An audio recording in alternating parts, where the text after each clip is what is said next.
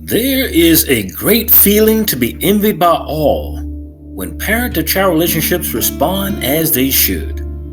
But when a promising relationship turns caustic and there is nowhere back to civility, problems may arise. Some of those problems bring with them very deadly consequences. Parricide is the definition given when a child kills their parent. In America, 6 of these cases occur each week with no letup in sight. Join us here each month as we bring you these unbelievable cases where everybody loses and nobody wins. This is the true story of a daughter who killed her 56-year-old mother for no good reason. Rachel Mullinox, aged 17 years at the time of the parricide, was convicted of stabbing her mother, Barbara Mullinox, on September 13, 2006. Rachel accomplished this by stabbing her mother with 2 separate kitchen knives more than 50 times. The only reason Rachel used a second knife was that the first she lodged in her mother's eye socket, where it would remain until the autopsy following the discovery of her body. Rachel then manipulated her rather smitten boyfriend, Ian W. Allen, into taking part in the packaging and transport of her bloodied mother's corpse into a cardboard box before dumping that box in Newport Bay. But what the very young couple did not count on were 2 factors.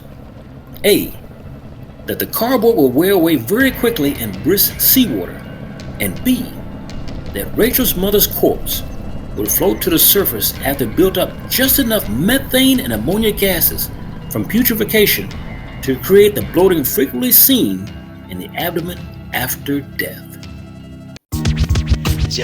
You're watching M&N, the Men's Channel.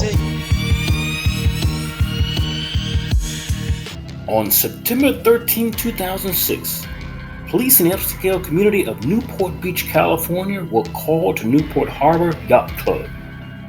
There, the Newport Beach Police Department found the body of Barbara Mullinox floating in Newport Harbor. She was wrapped in sheets and a blanket floating face down. Barbara had suffered more than 50 stab wounds. Criminalists later determined that more than 1 knife had been used in her murder.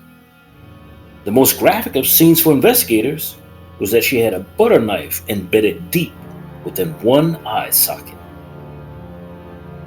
Additionally, investigators found a half-closed 4-inch pocket knife in the bedding along with Barbara. They also found a cardboard box for a large television set floating near her body. They did not know initially what this separate item had to do with her murder, but they collected it instead, just in case. Later laboratory testing would reveal that Rachel's DNA was on the duct tape used to seal that one particular box. Detectives were able to identify in short order that she was not killed here, but someplace else, and then transported to this location for disposal. Investigators would come to learn the location of the homicide was an apartment in Huntington Beach, where Rachel and her divorced parents resided. At the home, investigators would find the mother's blood on the headboard, footboard, wall, mini blinds, nightstands, and carpets in Barbara's bedroom. These clues were found despite a very adequate job of the killers to sanitize the murder scene. The mattress and a box spring where she lay the night before were completely missing.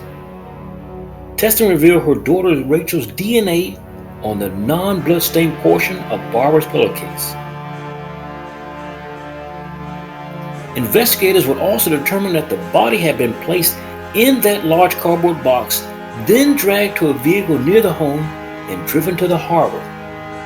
Investigators would initially turn their attention to Barbara's ex-husband, who shared the apartment with her, as a suspect. They would laser zoom in on him as the most likely candidate because they could not reach him by phone, and he was completely absent from the apartment and the local neighborhood. And beyond that, when someone is murdered, initially police will always look at the spouse. They figured that it would take the strength of a grown man to hoist the body of this woman into a vehicle and into that harbor without help. Once officers found that Barbara also had a daughter who lived in the apartment, they would want to speak to her too, but she also was absent.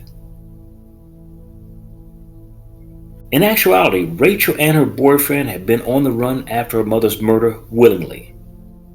Investigators obtained a probable cause arrest warrant for the couple who were making their escape to friends in Tampa Bay, Florida, in a black Ford Ranger.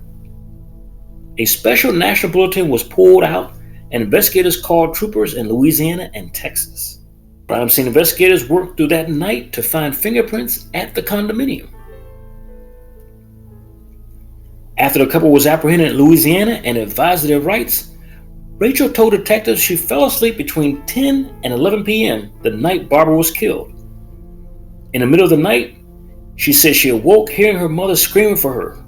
She ran to Barbara's room and found her boyfriend, Alan, on top of her mother, stabbing her to death. Rachel told investigators that she tried to push Alan away from her mother, but he shoved her, knocking her out. What that excuse sounded like to me was that Rachel had either read one too many novels or had watched one too many late-night crime mysteries.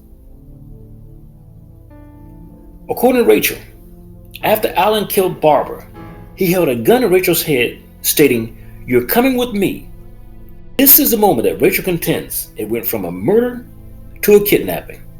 Oh, I forgot to tell you the part where Rachel and her boyfriend cleaned up the crime scene for hours because her father, who shared the apartment, would be out of town for at least another day.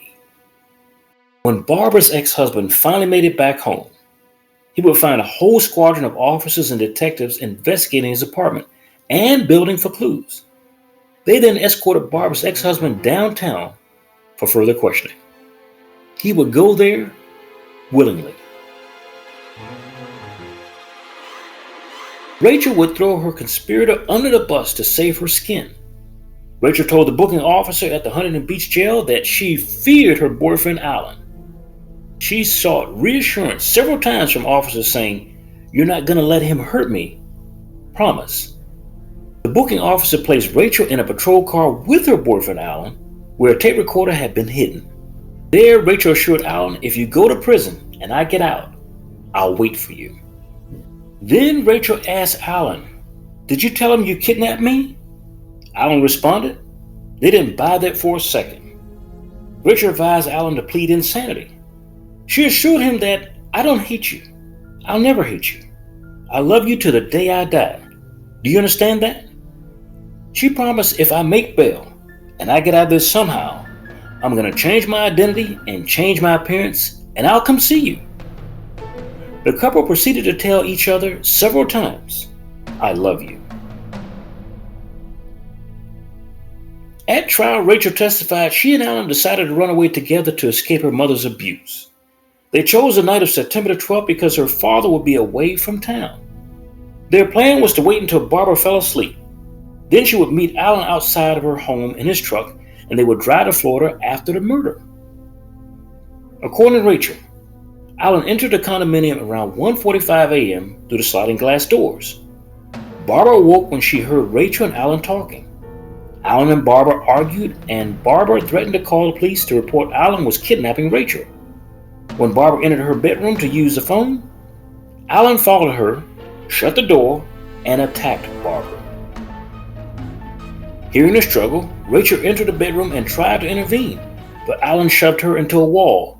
After the killing, Alan slammed Rachel against the wall and directed her to retrieve cleaning materials from downstairs and assist him in disposing of Barbara's body and belongings. Alan did not want Rachel to get in trouble for assisting him after the murder, so they agreed that if they were arrested, she would say she had been kidnapped. She forgot to say that each time she spoke to the police, her story changed.